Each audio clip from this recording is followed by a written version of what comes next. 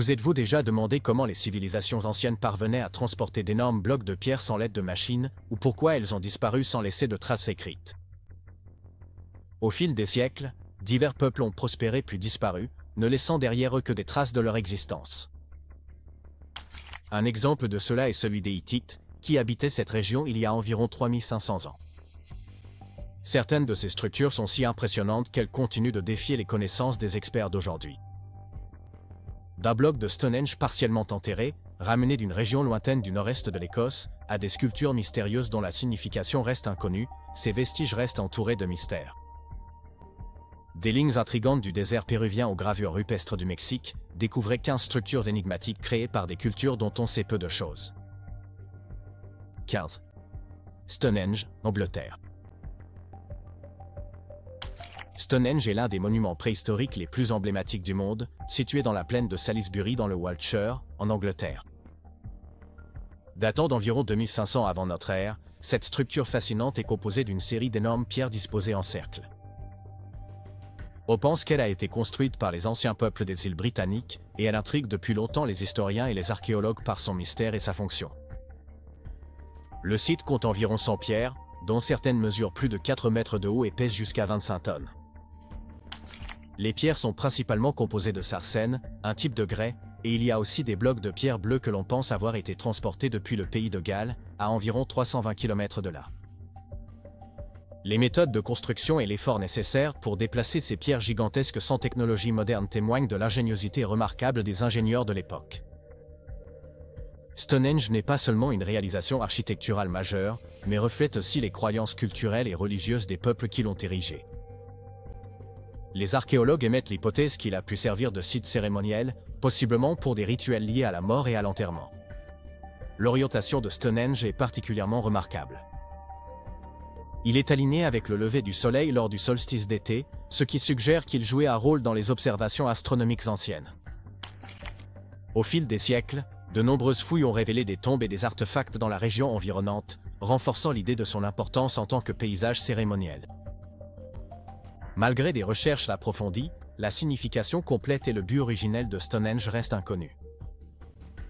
Ce site énigmatique continue d'attirer des visiteurs du monde entier, inspirant émerveillement et fascination tout en servant de puissants rappels des cultures anciennes qui ont façonné notre histoire. 14. Chaco Canyon, États-Unis. Chaco. Le canyon est reconnu comme l'un des sites archéologiques les plus importants des États-Unis. Il a servi de centre à une civilisation ancienne florissante connue sous le nom de Pueblos ancestraux, qui ont habité la région entre 900 et 1150 après Jésus-Christ. Le canyon est parsemé d'impressionnantes structures en pierre appelées grandes maisons. Ces bâtiments, dont des sites remarquables comme Pueblo Bonito, Chetroquet et Unavita, sont réputés pour leur taille, leur complexité architecturale et leur alignement avec des événements astronomiques. Pueblo Bonito, la plus grande des grandes maisons, est un bâtiment à plusieurs étages comprenant plus de 600 pièces et environ 40 kivas, des espaces cérémoniels circulaires, et il est considéré comme l'un des édifices les plus importants de l'Amérique précolombienne. Les structures et leurs éléments dans le canyon ont été soigneusement conçus pour s'aligner avec les directions solaires, lunaires et cardinales. Par exemple, la formation rocheuse du Sun Dagger met en valeur les solstices et les équinoxes grâce à des motifs uniques de lumière et d'ombre. Ces alignements suggèrent que les habitants possédaient une compréhension avancée de l'astronomie, utilisant peut-être le canyon de Chaco comme observatoire et centre cérémoniel. Les découvertes archéologiques incluent des coquillages de la côte pacifique, des clochettes en cuivre du Mexique et de la turquoise, ce qui indique que Chaco était un centre important pour l'échange de biens, d'idées et de pratiques culturelles entre diverses civilisations. Cependant, les raisons du déclin de Chaco demeurent incertaines. La date exacte de la construction du canyon, autour de 1150 après Jésus-Christ, reste floue. Des problèmes environnementaux tels que la sécheresse, l'épuisement des ressources ou la surexploitation des terres agricoles peuvent y avoir contribué. Aujourd'hui classé au patrimoine mondial de l'UNESCO et faisant partie du parc historique national de la culture Chaco, le site offre des informations précieuses sur les sociétés avancées qui prospéraient autrefois dans le sud-ouest américain. Les chercheurs continuent d'explorer la région, révélant de nouvelles preuves de ses réalisations en matière d'architecture, d'astronomie et d'évolution culturelle. 13. Gontija, Malte. Gantija est un site préhistorique fascinant situé sur l'île de Gozo dans l'archipel maltais. Ces temples comptent parmi les plus anciennes structures autonomes connues, datant d'entre 3600 et 3200 avant Jésus-Christ pendant la période néolithique. Le nom Gantija vient du mot maltais signifiant géant, reflétant la légende locale selon laquelle ces temples mégalithiques monumentaux ont été construits par des géants, étant donné la taille immense des pierres utilisées. Le complexe se compose de 2 temples principaux, qui font partie d'un ensemble plus vaste de structures mégalithiques disséminées à travers Malte et Gozo. Reconnu comme site du patrimoine mondial de l'UNESCO, Gantija est célébré comme un chef-d'œuvre de l'architecture préhistorique. Chaque temple a été construit à partir de grands blocs de calcaire, dont certains pèsent plusieurs tonnes, et les bâtisseurs ont accompli cela sans utiliser d'outils en métal ni de roues, qui n'avaient pas encore été introduits dans la région. L'habileté nécessaire pour transporter et assembler ces pierres témoigne des connaissances avancées en ingénierie de la société qui les a érigées. Les temples sont agencés selon un motif en forme de feuille de trèfle, avec plusieurs absides semi-circulaires reliées par un couloir central. Les fouilles archéologiques ont révélé des preuves de sacrifices d'animaux et de diverses offrandes, telles que de la poterie et des ossements, indiquant que Gantija occupait une place majeure dans les pratiques spirituelles et religieuses des habitants préhistoriques de Malte. La civilisation qui a construit ces temples reste en partie énigmatique. Mais on pense qu'ils étaient profondément spirituels, vénérant la fertilité, la nature et les cycles de la vie. Aujourd'hui, Gantija est l'un des sites archéologiques les plus visités de Malte, illustrant les compétences impressionnantes de ses constructeurs néolithiques et leur savoir-faire remarquable. 12. Grand Zimbabwe. Le Grand Zimbabwe, situé dans le sud-est du Zimbabwe, est l'un des sites archéologiques les plus importants d'Afrique. Construit entre le XIe et le XVe siècle, il servait de capitale au royaume du Zimbabwe. Centre de commerce, de culture et de pouvoir politique, le Grand Zimbabwe est célèbre pour ses impressionnants édifices en pierre, parmi les plus grands et les plus anciens d'Afrique subsaharienne. À son apogée, il abritait probablement jusqu'à 20 000 personnes, ce qui en faisait l'un des plus grands centres urbains de son époque en Afrique australe. Le site présente une architecture remarquable, en particulier la grande enceinte, un gigantesque mur circulaire qui atteint 11 mètres, soit 36 pieds de hauteur, et s'étend sur environ 250 mètres, soit 820 pieds. On pense que la grande enceinte servait de résidence à la famille royale ou à l'élite dirigeante. À l'intérieur, une série de murs plus petits, de passages et une tour conique ont été découverts. La fonction de cette tour fait encore l'objet de débats. Certains pensent qu'elle aurait pu avoir une signification religieuse. Les bâtisseurs du Grand Zimbabwe participaient à d'importants réseaux commerciaux qui ont contribué à sa croissance et à sa prospérité. Les fouilles ont mis au jour des objets tels que de la porcelaine chinoise et des pièces arabes, indiquant des liens avec un vaste réseau commercial qui s'étendait sur l'océan Indien, reliant l'Afrique à l'Asie et au Moyen-Orient. Le déclin du Grand Zimbabwe au XVe siècle reste entouré de mystères, avec des théories évoquant des problèmes environnementaux tels que le surpâturage ou la déforestation. Au départ, les colonisateurs européens ont attribué sa construction à des civilisations étrangères, mais il est désormais reconnu comme une réalisation remarquable des peuples africains autochtones, probablement ancêtres des Shona. Malgré l'absence de documents écrits, le site demeure un témoignage puissant de la richesse et de la diversité de l'histoire africaine, et il est une source de fierté pour les Zimbabwéens jusqu'à aujourd'hui. Grotte de Longjiu, Chine. Les grottes de Longjiu, situées dans la province du Zhejiang en Chine, ont été découvertes par hasard en 1992 par des habitants locaux. Ces grottes restent enveloppées de mystères, car il n'existe aucun document historique indiquant qui les a construites. Les experts suggèrent que leur origine pourrait remonter à plus de 2000 ans, possiblement à l'époque des dynasties Qin-Yuan, bien qu'il n'existe pas encore de preuves définitives. Actuellement, 24 grottes sont connues sur le site, couvrant plus de 30 000 mètres carrés. Chaque grotte est alignée de façon géométrique et taillée avec une précision impressionnante, caractérisée par des murs plats, des angles nets et des plafonds marqués par des lignes parallèles de ciseaux. Un aspect fascinant des grottes de Longjiu est leur intégrité structurelle. Bien qu'elles aient été creusées dans un grès relativement tendre, elles sont restées intactes pendant plus de 2 millénaires, sans signe notable d'érosion ou de dégradation. Cette durabilité suggère que les bâtisseurs possédaient des compétences avancées, peut-être acquises sur d'autres sites qui n'ont pas encore été découverts. Cependant, la véritable fonction de ces grottes demeure inconnue. Contrairement à d'autres structures chinoises, souvent construites à des fins religieuses ou militaires, les grottes de Longjiu ne contiennent ni artefacts ni œuvres d'art qui pourraient éclairer leur usage d'origine. De plus, l'ampleur et le nombre de grottes indiquent que leur construction a nécessité un effort humain et des ressources considérables, ce qui rend l'absence de documents historiques d'autant plus mystérieuse. En raison de ces questions sans réponse, les grottes sont devenues une attraction culturelle populaire. Bien qu'elles aient été largement explorées, peu de choses ont été découvertes pour expliquer leur existence. Il se pourrait que la découverte de grottes similaires ailleurs finisse par révéler la raison de leur construction et l'identité de leurs bâtisseurs. Temple de Kailasa, Inde. Le temple de Kailasa, situé dans les grottes d'Ellora dans l'état du Maharashtra en Inde, est une œuvre impressionnante de l'architecture ancienne, entièrement taillée dans un seul bloc de roche. Construit au 8e siècle sous le règne du roi Krishnai, il est dédié au dieu Shiva et fait partie d'un vaste complexe reconnu comme site du patrimoine mondial de l'UNESCO, qui comprend 34 temples et monastères taillés dans la roche. Contrairement aux bâtiments conventionnels, le temple de Kailasa a été sculpté de haut en bas, démontrant l'ingéniosité des ingénieurs de l'Antiquité. Ils ont commencé au sommet d'une montagne, retirant méticuleusement plus de 200 000 tonnes de roches pour révéler ce complexe aux détails d'une grande finesse. Le temple mesure environ 33 mètres de haut, 45 mètres de long et 30 mètres de large. Le sanctuaire central est entouré de plusieurs petits sanctuaires et cours, tous taillés dans la même pierre. La tour principale, ou Shikara, s'élève élégamment au-dessus de la structure, reflétant le style des temples indépendants à travers l'Inde. Une sculpture remarquable représente Ravana secouant le mot Kailash, considéré comme la demeure de Shiva, ce qui donne son nom au temple. Bien que dédié à Shiva, le temple de Kailash présente une variété d'influences religieuses et culturelles de l'époque, avec des sculptures d'autres divinités telles que Vishnu et Lakshmi, ainsi que des représentations d'êtres célestes et d'animaux.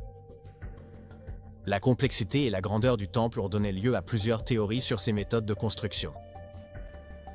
Il est largement admis que la construction a duré environ 2 décennies, certaines légendes évoquant une intervention divine ou le travail de milliers d'ouvriers. Quelle que soit la manière dont il a été construit, le temple de Kailasa reste l'un des exemples les plus extraordinaires de génie architectural que l'on puisse trouver dans le monde aujourd'hui. 9. Teotihuacan, Mexique. Teotihuacan, situé à environ 50 km au nord-est de l'actuelle ville de Mexico, est l'un des sites archéologiques les plus importants du pays et était l'une des plus grandes villes du monde antique. Fondée vers 100 avant JC, elle a prospéré entre 200 et 600 après JC et était le centre d'une civilisation sophistiquée et puissante en Mésoamérique. Le site est particulièrement célèbre pour ses magnifiques pyramides, en particulier la pyramide du Soleil et la pyramide de la Lune. La pyramide du Soleil, la plus grande structure de la ville, mesure plus de 65 mètres de haut, ce qui en fait la 3e plus grande pyramide du monde. On pense que cette structure impressionnante occupait une place centrale dans les pratiques religieuses, peut-être dédiée à des divinités solaires. La pyramide de la Lune, un peu plus petite, située à l'extrémité nord de la ville, revêtait également une grande importance religieuse pour ses bâtisseurs. Teotihuacan abrite plusieurs autres structures, dont le temple du serpent à plumes, une pyramide ornée avec des sculptures complexes de serpents et de divinités. On pense que ce temple jouait un rôle essentiel dans les cérémonies religieuses et exerçait une influence politique importante, étant entouré de quartiers résidentiels d'élite. L'aménagement urbain de Teotihuacan témoigne d'une planification avancée, avec des rues en forme de grille couvrant environ 20 km² et une population estimée entre 100 000 et 200 000 habitants à son apogée. Les découvertes archéologiques indiquent qu'il s'agissait d'un centre commercial important, avec des connexions s'étendant dans toute la Mésoamérique, des territoires mayas au sud jusqu'aux civilisations du nord. Des artefacts tels que des outils en obsidienne et des céramiques révèlent l'existence de vastes réseaux commerciaux. Malgré son importance, Teotihuacan a décliné entre 600 et 700 après Jésus-Christ, et les causes de son effondrement restent obscures. Lorsque les Aztèques arrivèrent des siècles plus tard, ils trouvèrent la ville abandonnée, mais la considéraient comme un site sacré, croyant qu'il s'agissait du lieu de naissance des dieux. 8. Pumapacu, Bolivie. Pumapacu, situé près de Tiwanaku dans l'ouest de la Bolivie, aurait été construit il y a entre 1500 et 1600 ans. C'était un site important pour l'ancienne civilisation Tiwanaku, qui prospéra dans les Andes entre 300 et 1000 après JC. Le nom Pumapacu signifie « porte du puma » en langue aymara et le site est célèbre pour ses immenses structures de pierre et ses sculptures incroyablement détaillées. Les secrets du site sont difficiles à percer en raison de siècles de déplacements de pierres, de tremblements de terre et de pillages, ce qui complique les efforts archéologiques pour reconstituer son agencement d'origine.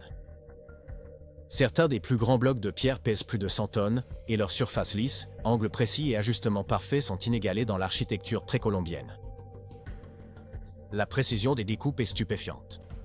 Dans certains cas, les blocs sont si bien ajustés qu'il est impossible d'y glisser une feuille de papier. Célèbres pour leurs blocs en forme de hache, ces pierres ont été conçues pour s'emboîter, témoignant d'une compréhension sophistiquée de la construction modulaire. Les découvertes récentes à Pumapunku ont amené les chercheurs à reconnaître la culture Tiwanaku comme l'une des civilisations pré-incas les plus influentes, dont l'influence s'étendait sur une grande partie de l'actuelle Bolivie, du Pérou et du Chili.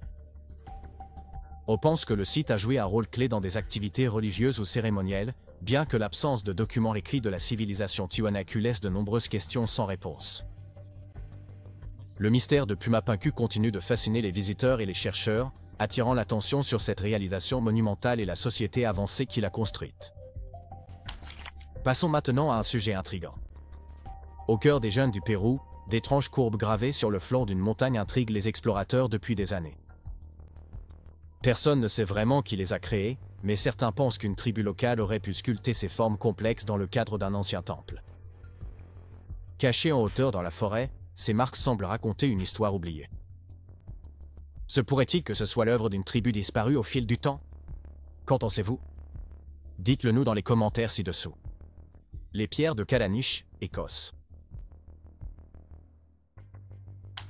Les pierres de Callanish constituent un ancien site mégalithique situé sur l'île de Lewis, dans l'archipel des Hébrides extérieurs en Écosse. Datant d'environ 3000 avenue Jésus-Christ, à l'époque néolithique, ce cercle de pierres est souvent surnommé le Stonehenge écossais.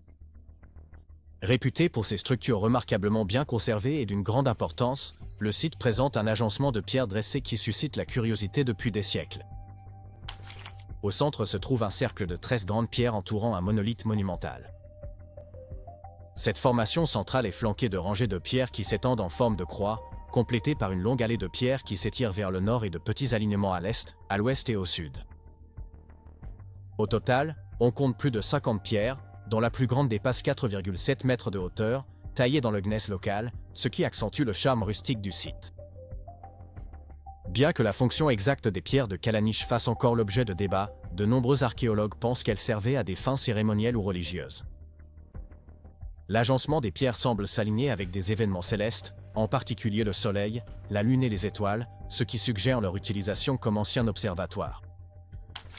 Une théorie importante propose que les pierres marquent le cycle lunaire, notamment lors de l'arrêt lunaire, qui se produit tous les 18,6 ans lorsque la Lune atteint son point le plus au sud à l'horizon.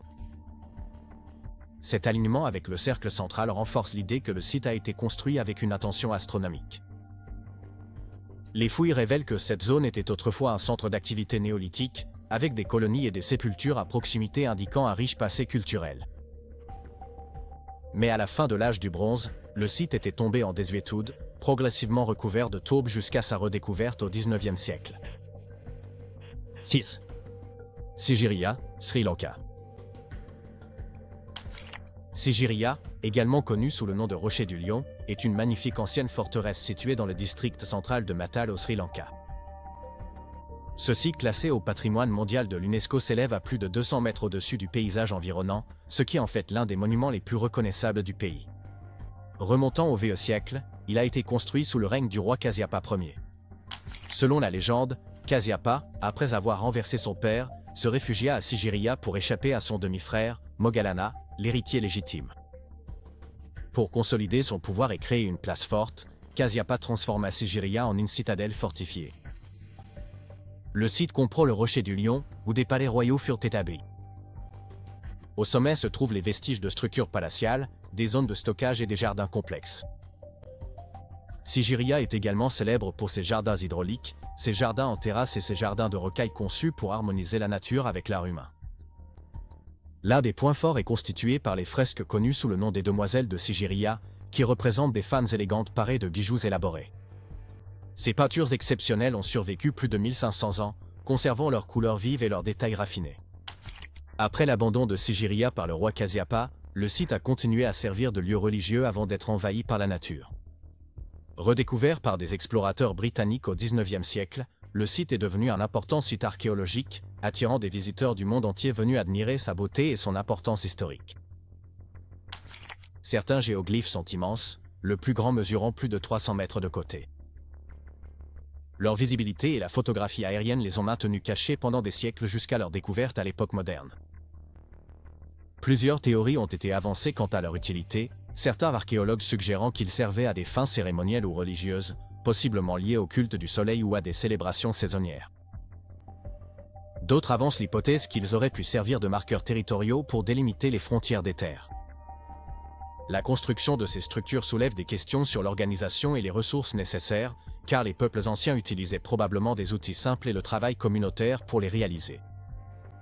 Les géoglyphes de la steppe continuent de susciter la fascination, et leur exploration permet de révéler l'histoire des cultures disparues de la région. 4. Napta Beach, Égypte. Napta Playa est un trésor archéologique situé dans le désert nubien, au sud de l'Égypte, à environ 100 km à l'ouest d'Abou Simbel. Ce paysage aride était autrefois un lieu animé, avec des lacs saisonniers qui soutenaient des communautés anciennes. Il y a environ 10 000 à 8 000 ans, pendant la période paléolithique, cette région abritait certains des premiers habitants de la région. L'importance de Napta Playa ne réside pas seulement dans le fait qu'il s'agit de l'un des premiers établissements, mais aussi dans ses remarquables caractéristiques astronomiques.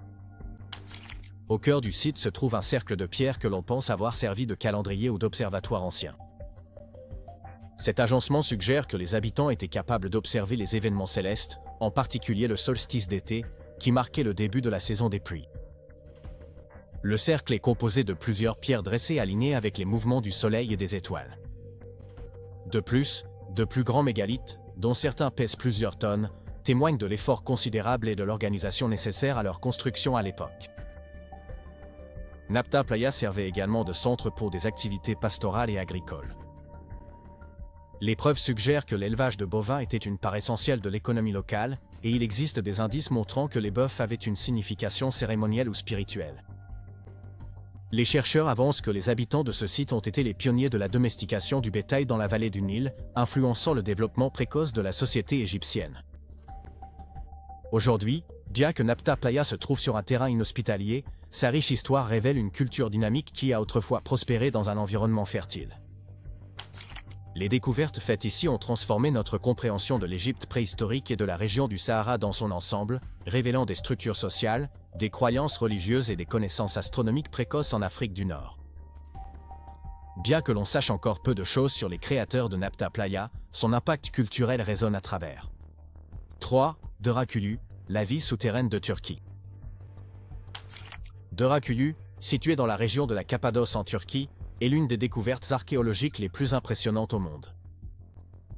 Cette ancienne ville souterraine, que l'on pense avoir vu le jour vers le 8e siècle avant Jésus-Christ, comporte plusieurs niveaux sous terre et pouvait abriter des milliers d'habitants.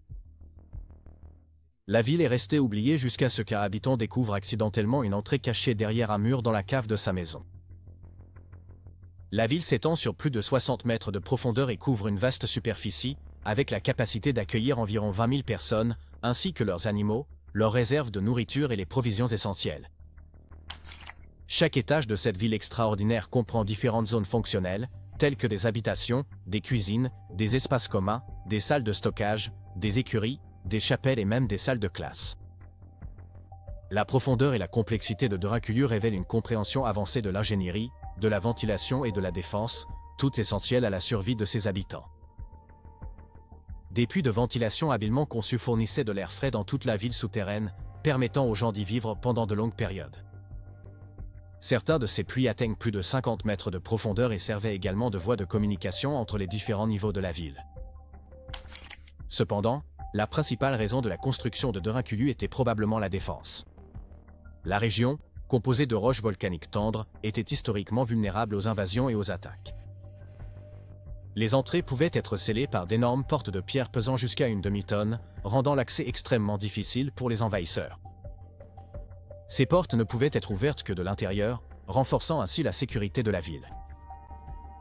Les couloirs étroits étaient conçus stratégiquement pour obliger les ennemis à avancer en file indienne, ce qui facilitait la défense.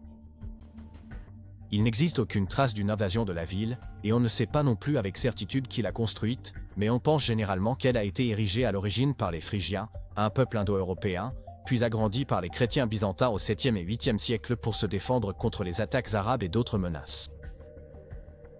Compte tenu du mystère qui entoure de Rakuyu, qui sait combien d'autres villes souterraines attendent encore d'être découvertes dans la région. Deuxièmement, les Labradas, au Mexique. Les Labradas est un site archéologique situé sur la côte pacifique de l'État de Sinaloa, au Mexique. Il est connu pour sa vaste collection d'anciens pétroglyphes, des gravures réalisées sur des roches volcaniques. Ces inscriptions ont été datées entre 2500 et 1200 ans. Le long de la plage, les visiteurs peuvent trouver des centaines de ces remarquables gravures rupestres. Elles représentent une grande variété de symboles, allant de formes géométriques abstraites à des animaux, des figures humaines, des spirales et même des représentations célestes comme le soleil. L'identité précise des anciens artisans fait encore débat parmi les spécialistes, mais de nombreux archéologues pensent qu'il s'agissait de peuples autochtones qui habitaient la région bien avant l'arrivée des Européens. Les pétroglyphes faisaient probablement partie d'un paysage sacré utilisé pour des rituels, leur proximité avec l'océan suggérant un lien avec la nature, possiblement en rapport avec des divinités de l'eau ou des rites de fertilité. Certains chercheurs avancent que les gravures étaient liées à des événements astronomiques, étant donné que de nombreuses cultures mésoaméricaines possédaient des connaissances sur les mouvements célestes. Les spirales et cercles concentriques présents dans les gravures pourraient symboliser ces phénomènes ou servir de repères rituels pour comprendre les cycles de la nature. Aujourd'hui, Las Labradas est reconnu comme un site archéologique protégé et inscrit au patrimoine mondial de l'UNESCO. C'est précisément ce qui fait de Las Labradas un site archéologique aussi rare. Leur histoire riche et leurs origines énigmatiques continuent d'inspirer la recherche et l'exploration, et de nouvelles découvertes pourraient un jour éclairer sur le peuple qui a créé ces œuvres extraordinaires. Premièrement, les palpaglyphes, au Pérou. Les palpaglyphes sont un ensemble fascinant d'anciens géoglyphes situés dans la vallée de Palpa, dans le sud du Pérou, à proximité des célèbres lignes de Nazca. Alors que les lignes de Nazca ont acquis une renommée internationale et attiré l'attention du monde académique, les palpaglyphes offrent une occasion tout aussi intrigante d'explorer les cultures précolombiennes de la région, bien qu'ils soient beaucoup moins connus du grand public. Comme les lignes de Nazca, ces glyphes sont gravés dans le paysage désertique aride, et leur origine, leur signification et leurs auteurs restent l'objet d'études approfondies. Les chercheurs attribuent généralement les palpaglyphes aux cultures Paracas et Nazca, qui ont prospéré dans cette région entre environ 200 avant notre ère et 600 de notre ère. Contrairement aux lignes de Nazca, qui sont concentrées dans des zones plates, les palpaglyphes ont été gravés sur les flancs des collines, ce qui les rend visibles aussi bien depuis le sol que depuis les airs, indiquant qu'ils étaient destinés à être observés sous plusieurs angles. Parmi les glyphes les plus importants, on trouve des figures humaines qui semblent participer à des pratiques cérémonielles ou religieuses, certaines tenant des bâtons ou d'autres objets. Cela a amené les chercheurs à penser que ces motifs pourraient être liés à des rituels spirituels ou même à des phénomènes astronomiques. L'une des figures les plus remarquables est connue sous le nom d'homme étoile, avec les bras étendus, représentant peut-être une divinité ou une entité cosmique. Certains chercheurs avancent que les palpaglyphes pourraient avoir été créés des siècles avant les lignes de Nazca, suggérant que le peuple Paracas, plus tard intégré à la culture Nazca, aurait pu être les premiers auteurs de ces dessins anciens. Cette révélation pourrait profondément modifier notre compréhension des civilisations qui ont prospéré dans cette région et de leurs formes d'expression artistique. Et vous, qu'en pensez-vous? Selon vous, qu'est-ce qui se cache derrière ces mystérieuses constructions? Dites-le nous dans les commentaires ci-dessous. À la prochaine.